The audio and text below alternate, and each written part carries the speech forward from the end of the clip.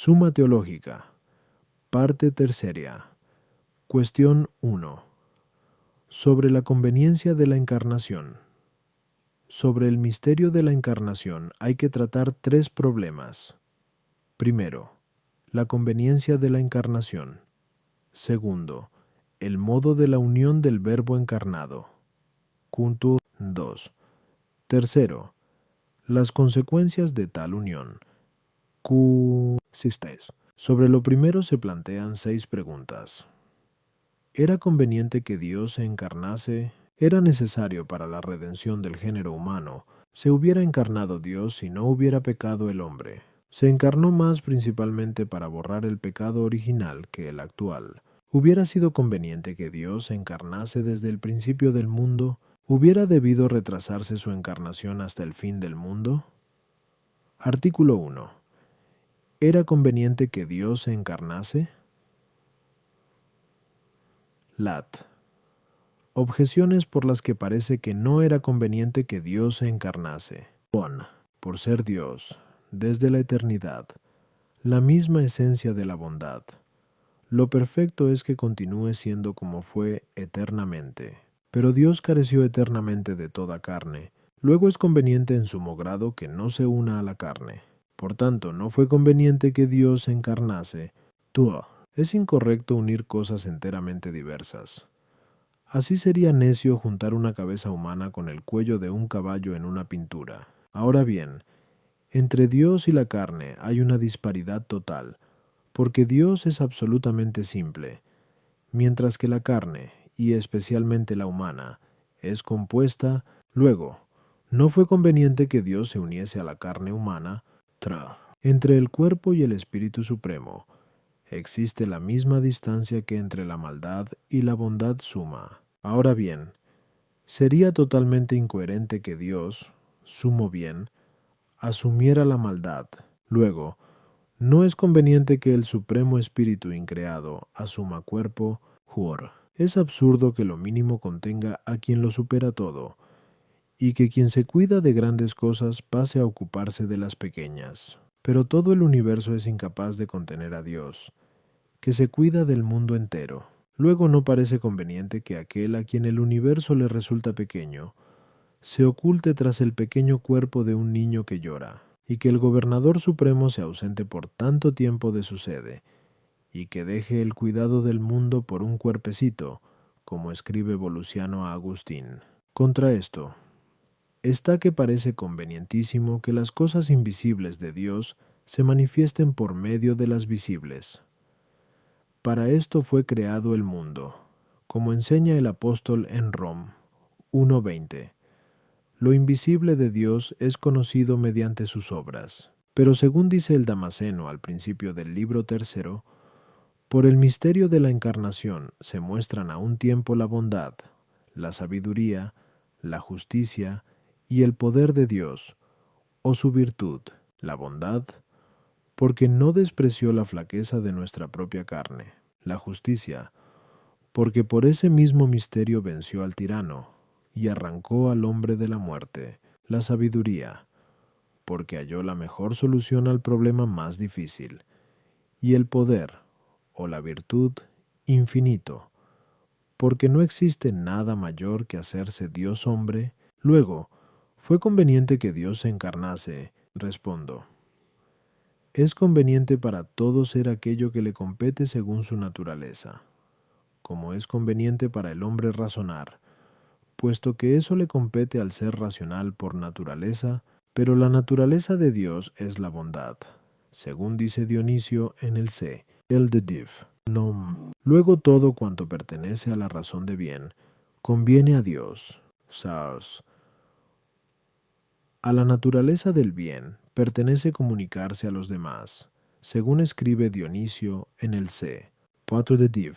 Nom. Por consiguiente, pertenece a la naturaleza del bien sumo, comunicarse a la criatura de modo superlativo, lo cual se realiza en sumo grado cuando Dios une así la naturaleza creada de tal manera que se constituye una sola persona de 3 seres, el Verbo, el alma y la carne, como dice Agustín en el libro 13 de Trin. de donde resulta evidente la conveniencia de que Dios se encarnase. A las objeciones.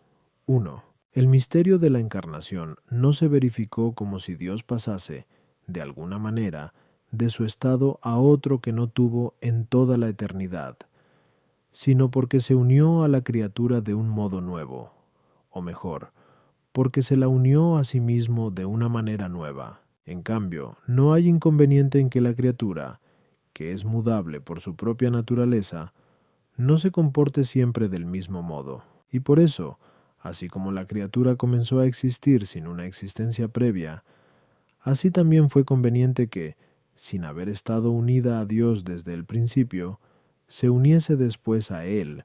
Tuo. La unión con Dios en unidad de persona no fue conveniente a la naturaleza humana de acuerdo con su propia condición, porque eso excede su propia índole. Sin embargo, sí fue conveniente que Dios, de acuerdo con su bondad infinita, uniera así la carne humana para salvar al hombre. Las propiedades por las que las criaturas difieren del Creador proceden de la sabiduría de Dios y se ordenan a su bondad. Dios, increado, inmutable, incorpóreo, ha producido las criaturas mutables y corpóreas, en virtud de su propia bondad, e igualmente el mal, de pena, es efecto de la justicia divina para gloria de Dios. Por el contrario, el mal de culpa se produce al apartarse del plan de la sabiduría divina y del orden de su bondad, y por eso pudo ser conveniente que asumiera una naturaleza creada, mutable, corpórea y sometida al sufrimiento, pero no lo fue asumir el mal de culpa. For, como responde Agustín en la epístola Ad Volusianum, la doctrina cristiana no dice que Dios quedase incorporado a la carne, de manera que abandonase o perdiese el cuidado de gobernar el mundo, o que hubiese trasladado ese cuidado, como condensado, a un cuerpo frágil. Tal modo de sentir es muy humano, propio de quienes no pueden pensar más que en los cuerpos. Dios no es grande por su masa, sino por su poder, y por ello la magnitud de su poder no padece angustias por existir en lo estrecho. No es, por consiguiente, increíble que el Verbo de Dios permanezca íntegro en todas partes, cuando la palabra humana transitoria es íntegramente oída por todos y cada uno de los oyentes. Luego no hay inconveniente alguno en que Dios se haya encarnado. Artículo 2. ¿Era necesaria la encarnación para la redención del género humano? Lat. Objeciones por las que parece que no fue necesario que el Verbo de Dios se encarnase para la redención del género humano. 1. El Verbo divino es Dios perfecto, como ya se dijo, y no acrecienta su poder por la unión con la naturaleza humana. Por consiguiente, si el Verbo divino nos redimió encarnándose, lo mismo pudo rescatarnos sin hacerse hombre. Tuo. Parece que para restaurar la naturaleza humana caída, era suficiente con que el hombre satisficiera por el pecado. Dios no puede exigir al hombre más de lo que éste puede dar, y puesto que Dios se inclina más a tener misericordia que a castigar, lo mismo que imputa al hombre el acto del pecado, así también parece que ha de tener en cuenta el acto contrario al placer del pecado. Luego no fue necesario que el Verbo de Dios se encarnase para redimir al género humano. El hombre, para salvarse, necesita principalmente dar a Dios la reverencia debida. Por eso se dice en Mal 1,6: Si yo soy Señor, ¿dónde está mi temor? Si soy Padre, ¿dónde está mi honra? Pero la reverencia de los hombres hacia Dios será tanto mayor cuanto más elevado sobre todas las cosas lo consideren, y más inaccesible a los sentidos. De ahí que Sal 112,4 diga: El Señor es excelso sobre todos los pueblos, y su gloria es más alta que los cielos. Y en el Vimto 5 añade: ¿Quién hay semejante al Señor Dios nuestro?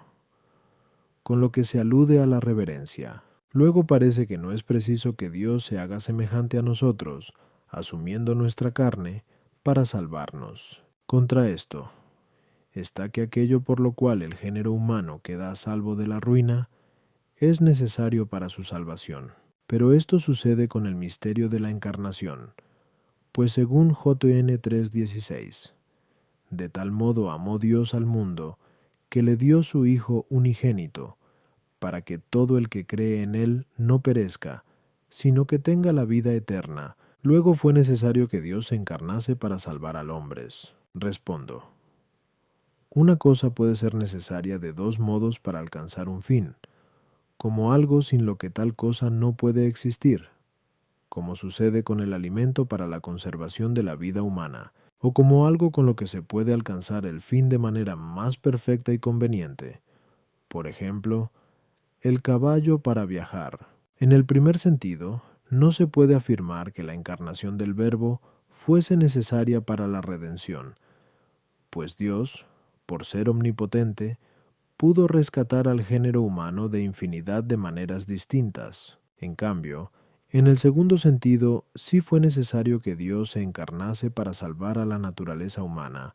Por eso dice Agustín, en el libro 13 de Trin, debemos demostrar que Dios, a cuyo poder está todo sometido, no padece indigencia de medios. Pero no existía otro más oportuno para sanar nuestra miseria.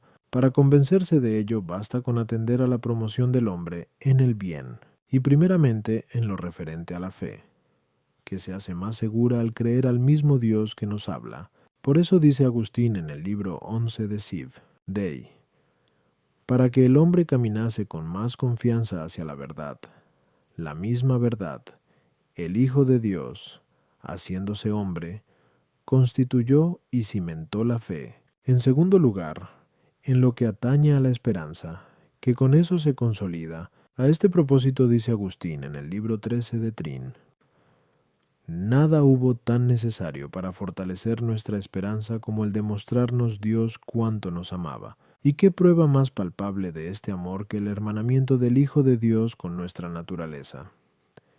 En tercer lugar, en lo que concierne a la caridad, que con ese misterio se inflama sobre toda ponderación. Por esto escribe Agustín en De Catechisandis Rudibus: ¿qué causa mayor puede asignarse a la venida del Señor que la de mostrarnos su amor? Y luego añade, si hemos sido remisos para amarle, no lo seamos para corresponder a su amor. En cuarto lugar, en lo que toca al recto comportamiento, en el que se nos ofreció como ejemplo. A este respecto dice Agustín en un sermón de Nativitate Domini: no había que seguir al hombre, a quien podíamos ver, sino a Dios, que no podía ser visto. Así, pues, para mostrarse al hombre y para que éste le viera y le siguiera, Dios se hizo hombre. Finalmente, la encarnación era necesaria para la plena participación de la divinidad, que constituye nuestra bienaventuranza y el fin de la vida humana, y esto nos fue otorgado por la humanidad de Cristo. Pues, como dice Agustín en un sermón de Nativitate Domini, Dios se hizo hombre para que el hombre se hiciese Dios. De manera análoga, la encarnación fue útil para alejar el mal, primeramente, porque de este modo aprende el hombre a no tenerse en menos que el demonio, y a no venerar al que es autor del pecado. Dice Agustín en el libro 13 de Trin, cuando la naturaleza humana pudo ser unida a Dios hasta el punto de no constituir con él más que una sola persona, los espíritus malignos no pueden atreverse a anteponerse al hombre, porque ellos no tienen carne. Seguidamente, porque somos aleccionados acerca de la gran dignidad de la naturaleza humana, para que no la manchemos pecando. De aquí que diga Agustín en el libro De Vera Relig, Dios nos manifestó cuán excelso lugar ocupa entre las criaturas la naturaleza humana al mostrarse entre los hombres con naturaleza de verdadero hombre. Y el Papa León dice en un sermón de Nativitate: reconoce, oh cristiano, tu dignidad, y, ya que has sido hecho partícipe de la naturaleza divina, no quieras volver a tu antigua vileza por un comportamiento indigno. Después, porque para destruir la presunción humana nos fue otorgada la gracia de Dios en Cristo, hombre sin ningún mérito nuestro, como se dice en el libro 13 de Trin. En cuarto lugar, porque, como vuelve a decir Agustín en el mismo sitio, la soberbia humana, obstáculo principal para la unión con Dios, puede ser confundida y curada por la profunda humildad de Dios, finalmente, para librar al hombre de la esclavitud. A este respecto dice Agustín en el libro 13 de Trin: debió hacerse de tal modo que el diablo fuese vencido por la justicia de Jesucristo hombre, lo que se cumplió al satisfacer Cristo por nosotros. Un simple hombre no podía satisfacer por todo el género humano, y Dios no estaba obligado a hacerlo. Luego era conveniente que Jesucristo fuese a la vez Dios y hombre. Por eso dice el Papa León en un sermón de Nativ: el poder asume la debilidad, la majestad se apropia de la humildad, a fin de que, como era necesario para nuestra redención, un solo y mismo mediador entre Dios y los hombres pudiese, por un lado, morir, y por otro, resucitar. Si no fuese verdadero Dios, no traería el remedio, y, de no ser verdadero hombre, no nos daría ejemplo. Hay todavía otros muchos beneficios que se siguen de la encarnación, pero exceden la comprensión humana a las objeciones. 1. El término necesario se toma en la dificultad en su primera acepción, como aquello sin lo cual no puede alcanzarse el fin. 2. La satisfacción por el pecado puede ser suficiente de dos maneras. Una, perfecta, cuando compensa adecuadamente la culpa cometida. En tal sentido, no pudo ser suficiente la satisfacción ofrecida por un puro hombre, porque toda la naturaleza humana estaba corrompida por el pecado, y ni la bondad de una persona, ni la de muchas, era capaz de compensar equilibradamente el daño de toda la naturaleza. Además, el pecado cometido contra Dios tiene una cierta infinitud por razón de la majestad infinita de Dios. La ofensa es tanto más grave cuanto mayor es la dignidad de la persona ofendida. Por eso fue preciso que, para lograr una satisfacción perfecta, la obra del reparador tuviese una eficacia infinita. Por ejemplo, la de un Dios y hombre a la vez. Otra es la satisfacción imperfecta, que resulta suficiente cuando la acepta el ofendido, aunque no sea enteramente proporcionada a la ofensa, y de este modo es suficiente la satisfacción de un puro hombre. Pero como todo lo imperfecto presupone algo perfecto en que sustentarse, de ahí que toda satisfacción de un puro hombre tenga que recibir su eficacia de la satisfacción de Cristo. Dios, al encarnarse, no rebaja en nada su majestad, y por lo mismo no disminuye el motivo de nuestra reverencia hacia Él. Más bien aumenta por la ampliación de nuestro conocimiento. Al acercarse a nosotros por medio de la encarnación, nos proporcionó un mayor conocimiento de Él. Artículo 3.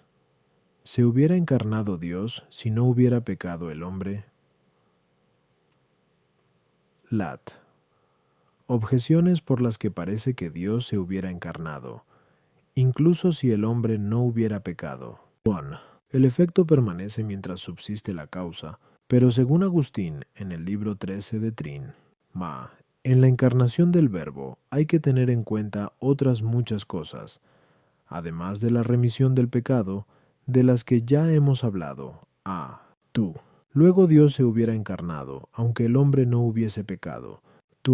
Es propio de la omnipotencia divina perfeccionar sus obras y manifestarse por medio de algún efecto infinito, pero ninguna criatura puede considerarse como efecto infinito, ya que es finita por su propia esencia. Solo en la obra de la encarnación se manifiesta un efecto infinito del poder divino, porque en ella se unen dos seres infinitamente distantes, como sucede al hacerse Dios hombre, con lo que parece que también el universo logra su máxima perfección, ya que la postrera de las criaturas, que fue el hombre, se une al primer principio, que es Dios. Luego, aunque el hombre no hubiera pecado, Dios se hubiera encarnado.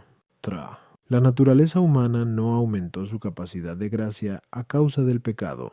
Sin embargo, después del pecado es capaz de la unión hipostática, que es la mayor de las gracias. Luego la naturaleza humana hubiera sido capaz de esta gracia, aunque el hombre no hubiese pecado, y Dios no hubiera privado a la naturaleza humana de un bien del que era capaz. Luego Dios se hubiera encarnado, aunque el hombre no hubiese pecado. Foro. La predestinación de Dios es eterna, pero, según Rom 1:4, Cristo fue predestinado para ser Hijo de Dios en poder. Luego era necesario que el Hijo de Dios se encarnase, incluso antes del pecado, para que se cumpliese la predestinación divina. Quinto, el misterio de la encarnación fue revelado al primer hombre, como consta por sus palabras en Gen 2:23. Esto sí que es ya hueso de mis huesos, lo que califica San Pablo de gran misterio en Cristo y en la Iglesia, según F 5:32. Pero el hombre no pudo conocer anticipadamente su caída, como tampoco pudo conocerla el ángel, como prueba Agustín en De Genesi ad Lit. Luego, aunque el hombre no hubiese pecado, Dios se habría encarnado. En cambio está lo que dice Agustín en el libro De Verbis Dom, exponiendo a Lec 19:10. Vino el Hijo del Hombre a buscar y salvar lo que había perecido. Si el hombre no hubiera pecado, el Hijo del Hombre no habría venido. Y a propósito de la Prinatim 1:15, Cristo vino a este mundo para salvar a los pecadores. Dice la glosa, el motivo de la venida de Cristo el Señor no fue otro que salvar a los pecadores. Suprímanse las enfermedades, quítense las heridas, y no habrá motivo alguno para que exista la medicina. Respondo. Sobre esta cuestión hay distintas opiniones. Unos dicen que el Hijo de Dios se hubiera encarnado aunque el hombre no hubiese pecado. Otros sostienen lo contrario.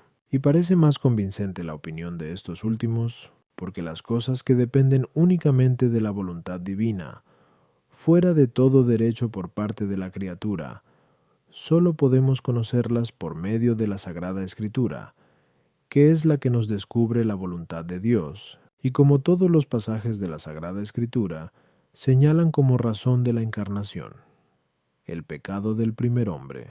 Resulta más acertado decir que la encarnación ha sido ordenada por Dios para remedio del pecado, de manera que la encarnación no hubiera tenido lugar de no haber existido el pecado. Sin embargo, no por esto queda limitado el poder de Dios, ya que hubiera podido encarnarse aunque no hubiera existido el pecado. A las objeciones. 1. Todas las otras causas de la encarnación, ya señaladas, se reducen al motivo de remediar el pecado, pues si el hombre no hubiese pecado, hubiera sido iluminado por la luz de la divina sabiduría y perfeccionado con la rectitud moral, en orden a conocer todo lo que le era necesario. Pero como el hombre, apartándose de Dios, cayó extraviado en las cosas materiales, fue conveniente que Dios, encarnándose, le proporcionase la salvación también por medio de las cosas materiales. Por eso dice Agustín, comentando las palabras de JN 1:14, el Verbo se hizo carne. La carne fue la causa de tu ceguera, y la carne será la que la haga desaparecer. Porque Cristo vino de este modo para extinguir por su carne los vicios de la carne. Tuo. La omnipotencia divina se manifiesta en el hecho de crear las cosas de la nada. Y para la perfección del universo, basta que la criatura se ordene a Dios como a su fin de modo natural. Mas que la criatura se una personalmente a Dios excede los límites de su perfección natural. En la naturaleza humana se da doble capacidad, una, natural. A esta siempre la satisface Dios al dar a cada cosa todo lo que corresponde a su capacidad natural. Otra de acuerdo con el poder divino, al que toda criatura está enteramente sometida. A esta capacidad se refiere la dificultad. Pero Dios no satisface toda esta capacidad de la naturaleza. De otro modo, Dios no podría hacer en la criatura más de lo que hace, y esto es falso, como hemos probado antes.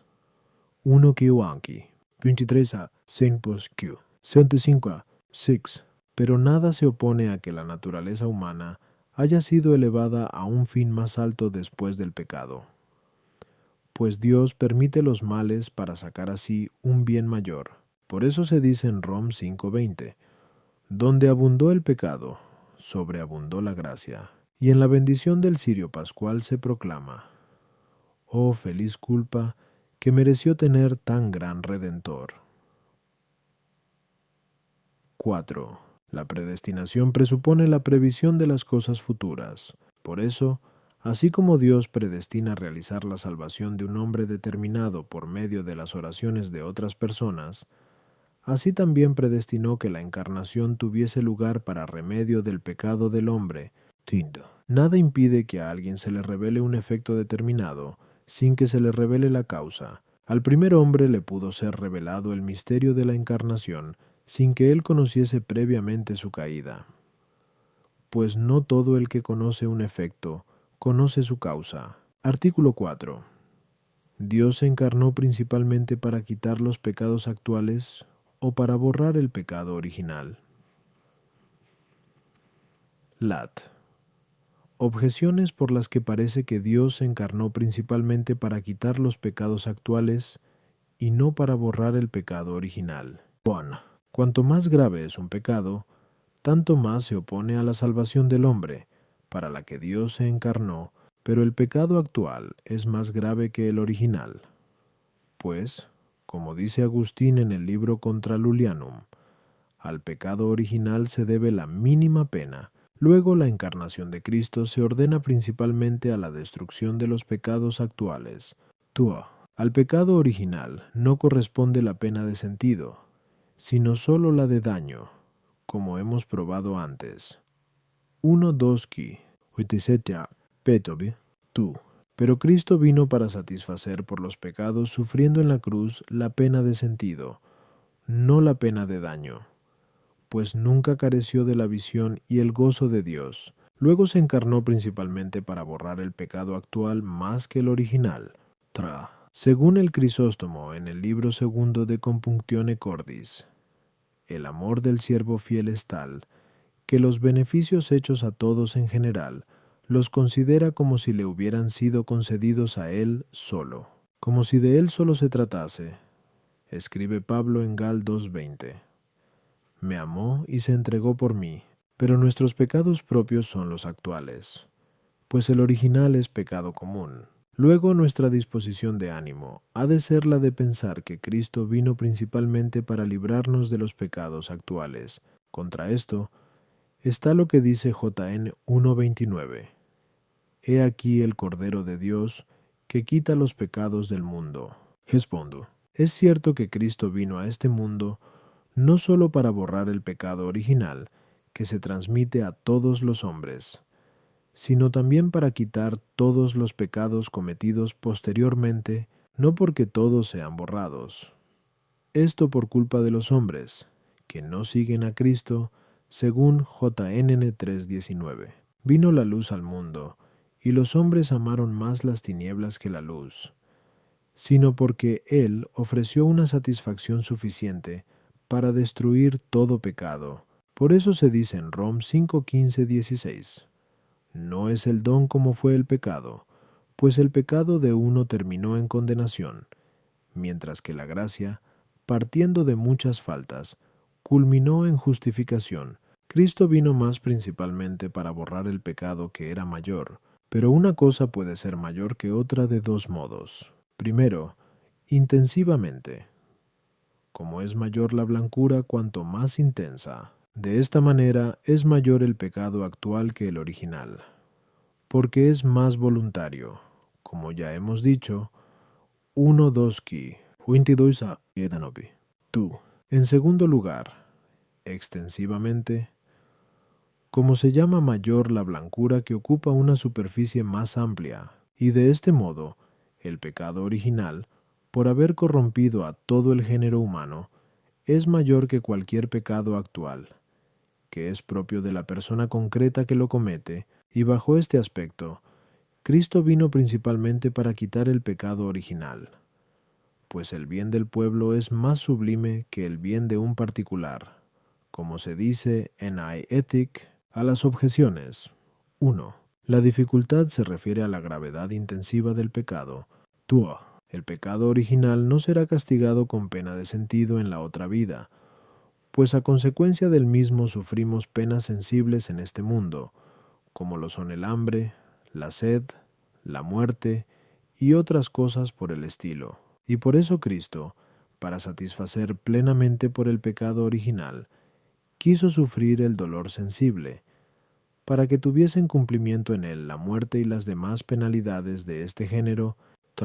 Como el Crisóstomo infiere en el mismo lugar, el apóstol decía tales palabras, no como queriendo aminorar los amplísimos dones de Cristo difundidos por todo el orbe, sino solo para indicar que Cristo se ofreció a sí mismo por todos. ¿Qué importa que haya concedido también a los demás sus gracias, cuando las que a ti te dio son tan completas y perfectas como si nada de ellas se hubiera otorgado a los otros? De ahí que nadie deba pensar que, por haber recibido él los beneficios de Cristo, no hayan sido también otorgados a los demás. Y por eso no queda excluido que Cristo haya venido más principalmente para borrar el pecado de toda la naturaleza que para quitar el pecado de una sola persona. Pero ese pecado común es curado tan perfectamente en cada persona como si solo lo fuera en ella. Aún más, dada la unión que emana de la caridad, cada uno debe pensar que los dones hechos a los demás son también dispensados a él mismo. Artículo 5. ¿Hubiera sido oportuno que Dios se encarnase al principio del mundo? Lat. Objeciones por las que parece que sí hubiera sido conveniente que Dios se encarnase en los albores del género humano. Bon. La encarnación es fruto del infinito amor de Dios según F. 2:4-5. Dios, que es rico en misericordia, por el gran amor con que nos amó, estando nosotros muertos por nuestros delitos, nos dio vida en Cristo. Pero el amor corre en ayuda del amigo necesitado, según Prov. 3:28. No digas a tu amigo, vete y vuelve, mañana te lo daré, si hoy puedes hacerlo. Luego Dios no debió diferir la encarnación, sino socorrer al género humano ya desde el principio. Tuo. Según Prinatim 1:15. Cristo vino a este mundo para salvar a los pecadores, pero se hubieran salvado muchos más si Dios se hubiera encarnado al principio del mundo, pues a lo largo de los siglos han muerto muchos en pecado por no haber conocido a Dios. Luego hubiera sido más conveniente que Dios se encarnase al inicio del género humano. La obra de la gracia no es menos ordenada que la obra de la naturaleza, pero la naturaleza comienza por lo perfecto, según dice Boecio en De Consol. Luego la obra de la gracia debió ser también perfecta desde el principio. Ahora bien, en la obra de la encarnación, resalta la perfección de la gracia, según J.N. 1:14. El Verbo se hizo carne, y estaba lleno de gracia y de verdad. Luego Cristo debió encarnarse desde el principio del género humano. Contra esto, está lo que se dice en Gal 4:4. Pero, cuando vino la plenitud de los tiempos, envió Dios a su Hijo, nacido de mujer, a cuyo propósito comenta la glosa. La plenitud de los tiempos es la época fijada por Dios Padre para enviar a su Hijo, pero Dios ha fijado sabiamente todas las cosas. Luego Dios se encarnó en el momento más oportuno, y por eso no fue conveniente que se encarnase al principio del mundo. Respondo. Al ordenarse principalmente la obra de encarnación a reparar la naturaleza humana para la abolición del pecado, resulta evidente que no fue oportuno que Dios se hiciese hombre desde el principio, antes del pecado, pues la medicina es para los enfermos, tal como lo dijo el Señor en Mt 9:12-13. No tienen los sanos necesidad de médico, sino los enfermos. Yo no he venido a llamar a los justos, sino a los pecadores. Tampoco fue conveniente que Dios se encarnase inmediatamente después del pecado. Primero, por la naturaleza del pecado del hombre, que provenía de la soberbia. Por eso debía ser liberado de un modo tal que, humillado, reconociese que necesitaba de un libertador. Por eso, comentando Gal 13:19, promulgada por medio de ángeles, por mano de un mediador. Dice la glosa Ordin: fue gran sabiduría de Dios el no enviar a su Hijo al instante de haber caído el hombre en el pecado. Dios dejó antes al hombre en libertad para que, en régimen de la ley natural, experimentase sus propias fuerzas. Cuando cayó, recibió la ley. Con esta aumentó el mal, no porque la ley fuese defectuosa, sino porque la naturaleza estaba viciada, para que así, reconociendo su debilidad, llamase al médico y buscase el auxilio de la gracia, después, por la estructura del progreso en el bien, en el que se pasa de lo imperfecto a lo perfecto. Por esto dice el apóstol en 1 Cor 15, 46, 47, no es primero lo espiritual, sino lo animal, después lo espiritual. El primer hombre, hecho de la tierra, fue terreno. El segundo hombre, del cielo, es celestial. En tercer lugar, por la misma dignidad del Verbo encarnado, porque a propósito de Gal 4:4, cuando llegó la plenitud de los tiempos, dice la glosa: cuanto mayor era el juez que venía, tanto más larga debía ser la serie de profetas que le precediera. Finalmente, para que no se entibiase el entusiasmo de la fe con la prolongación del tiempo, porque según Mt 24:12, se enfriará la caridad de muchos cuando se acerque el fin del mundo, y Leque 18:8 dice: cuando venga el Hijo del Hombre, ¿piensas que encontrará fe en la tierra? A las objeciones. 1.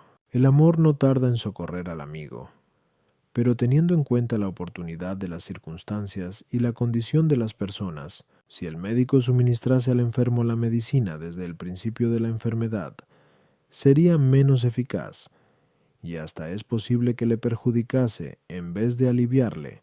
Por eso tampoco Dios proporcionó inmediatamente al hombre el remedio de la encarnación, para que no lo despreciase por soberbia, en caso de no conocer antes su enfermedad.